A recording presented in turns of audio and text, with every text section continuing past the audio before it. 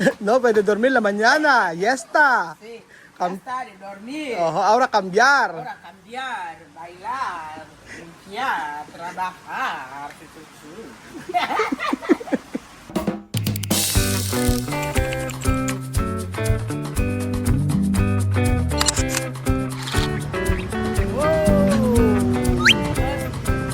Madre mía, qué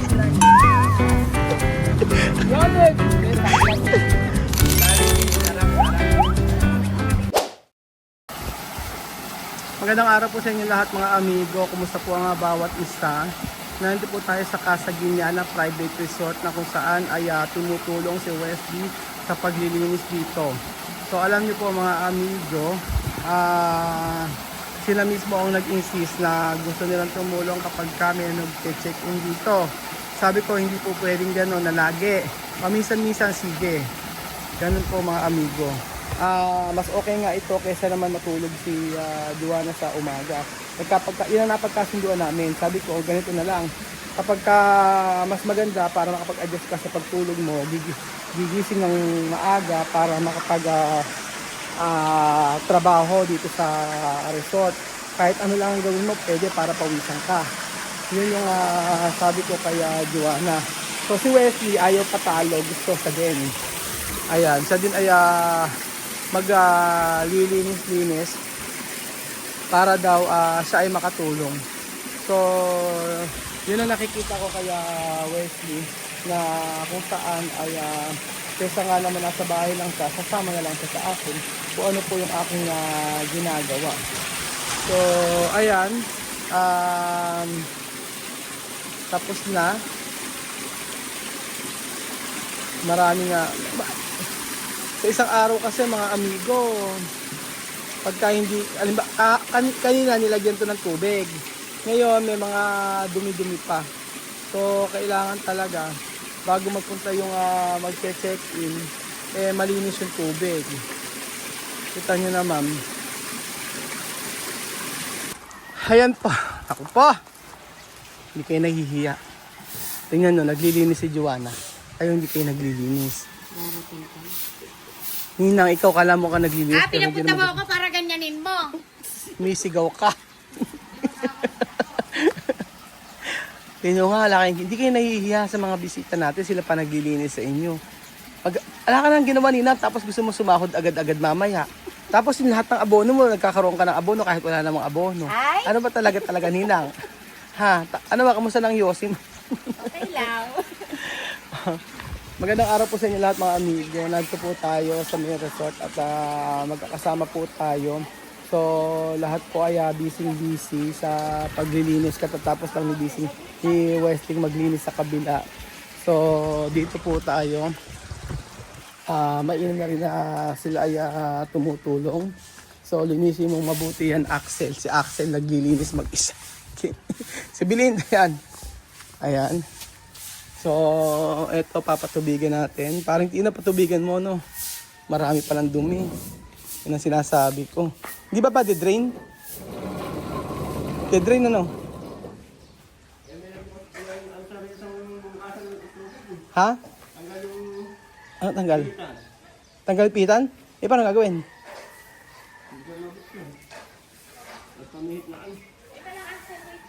Yeah.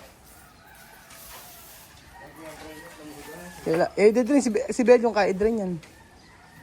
Pihitan lang, di ba? Bel, paano mo i-drain to Bel Jun? De-drain. Di ba ikaw nag-drain nito? Ikaw nag-drain? Sira, di ba? Naputol na back pa yung kinrepsyo. Sinabi na sa ito ni Kwa. Hindi kayang persen? Ba't nasira naman agad-agad? Ba't binilit naman kasi? Dito ko may nabibili ito. Saan? Ganito. Saan yung sira? Wala, isa na yun. Paano ang gidring ngayon? Magsara kasi kanya ayaw niyang dumuray na gano'n. Paano gagawin? Di ba ayos? Naputol siya. Ba't kaya naputo? Ang bibili niya, yung ganito na, ano pang tinarap. Ito nagbili ganito na. Sa ano yata yun eh? Sa Kabyaw. Tanong mga kay Ninong. Nabili ka ng ganito. Si Marvin, alam ni Marvin yan. Complete siya eh. Paano kay Marvin? So ayun pa mga amigo, yung mga hindi inaasahang pangyayari dito sa resort na kung saan ay paano gagawin, kailangan mapatubigan ito. Unless bilhin ka, naglilinis. Mula dulo hanggang ano ha? Once a week lang. So, Axel, ba't marunong ka na maglinis ngayon, Axel? Sino nagturo sa'yo? Sino nagturo sa'yo maglinis? Dito. Di ko ma? Tapos ang tatapon yan? Ba't ikaw? Dapat doon ka nag-start. Kaya ba? Parang si Mamu dati naglilinis eh. Bata pa lang. So, ayan. Tapos naman na sa kabila, si Belinda pa lang. Ayan ka na naman, ikot ka lang ng ikot, madam. Inusundan lang kita. Naku, ikot ka ng ikot. Yung ayaw mo lang tumulong. Saan ka nagwali? Si Joanna naglilinis. Ayan. Si Joanna tapos na. Perdon. Sorry.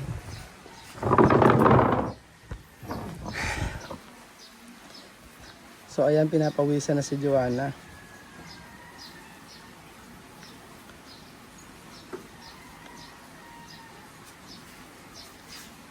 Aha. Yesta? Finish? Finish na?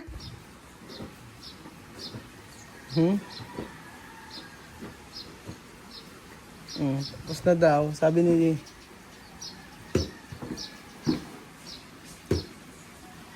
ayun pa, dito. Yan ang Finish na. Finish na daw. Oh. Help.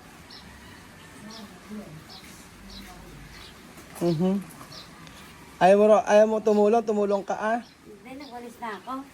Nagwalis ka na ba? So, ayan po mga amigo. Naglilinis tayo rito. Naglilinis sila. Maagang gumising kasi nga po kailangan niya maagang gumising. Sabi ko agahan ng gising niya. Hindi po pwedeng ganyan. Akiya. Say mismo. Saan daw iit siya? Ayan.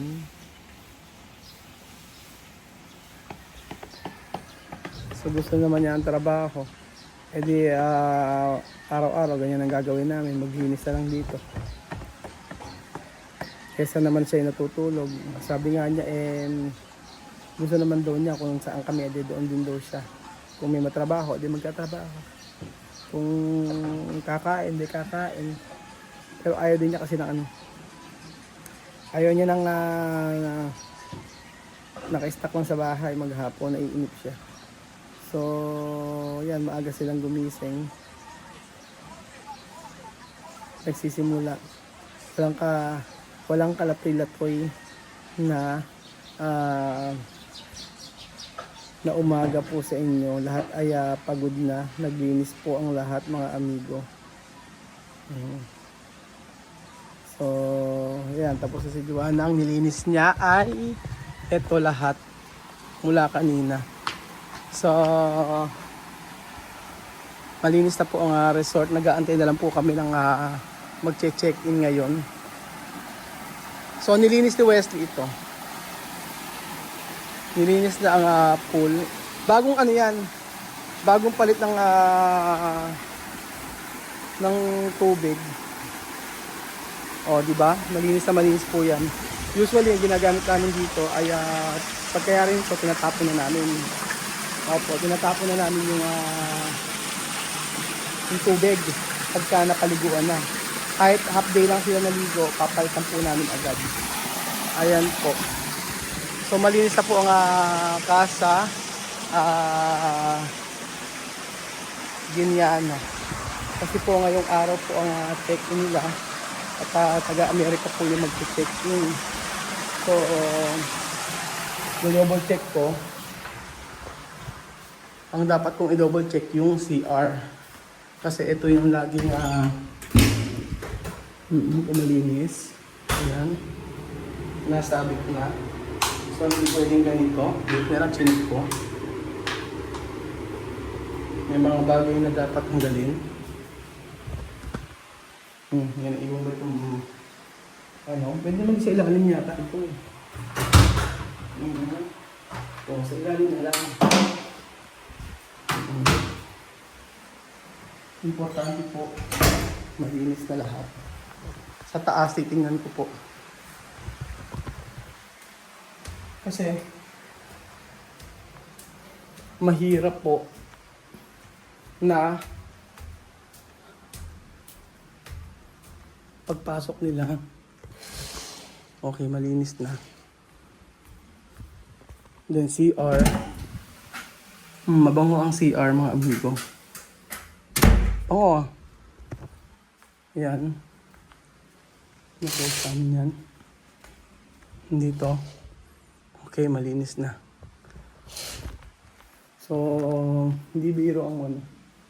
Hindi biro mga amigo kapag may resort kayo. Totoo. Yung paglilinis, yun ang mahirap. Tapos, ayan. Tapos na. Dito okay naman ah. Maganda oh. Kaya sarap maligo. Malinis na malinis oh. Tingnan yung mga amigo. Ayan yung si Jowa na naglinis dito. Lahat. Sininang sa loob. Si Wesley dito sa pool kanina. Nilinis niya. O di ngayon, pahinga na kami. So mga 10 na alas 12, sabi ko alas 12 pwede sila mag-check in. Yun po mga amigo. Pagod kaya sila.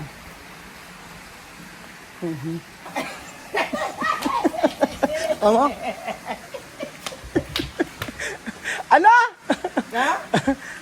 Marimar! Ow! Axel, Marimar, estaba. Ay, kayo Senyor Axel Marimar ko mo? Así, Marimar. Ow! Trabajar!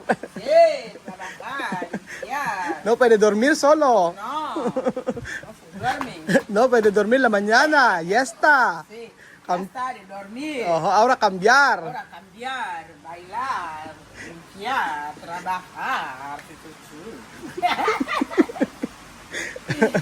O de... Así. Así. Oh, Marimar. Kawa, kawa, Trabajaba, no? trabajar. Así bien. Waka waka samina mina sangale.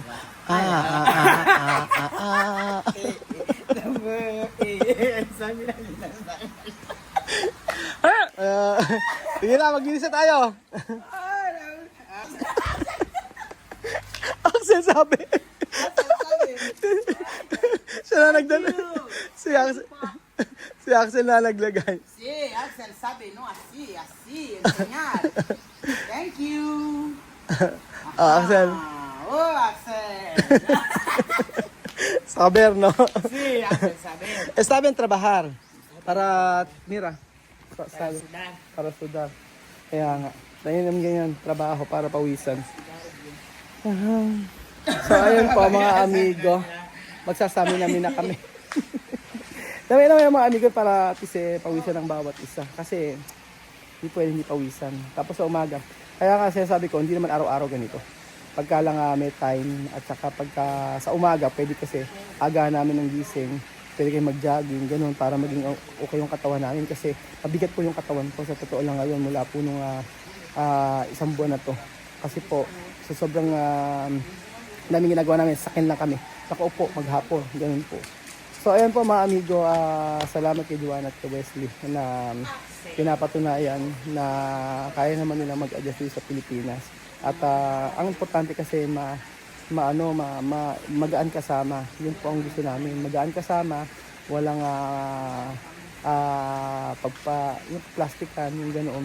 Tapos pala mga amigo, i-ano ko lang sa inyo na si Joanna, pagka nakikita nyo mga amigo na nakasimango sa video mga ganoon, akala natin ay ganun siya na wala sa mood. Minsan iniintindi ko kasi maraming pinagdadaanan itong taong ito doon sa bansa nila. So sa susunod, ikukwento ko sa inyo kung bakit ganito si Joanna minsan. Or ngayon, gusto nyo ikwento ko after nito mga amigo. Pero papahinga muna ako mga kababayan. So, thank you so much po at God bless.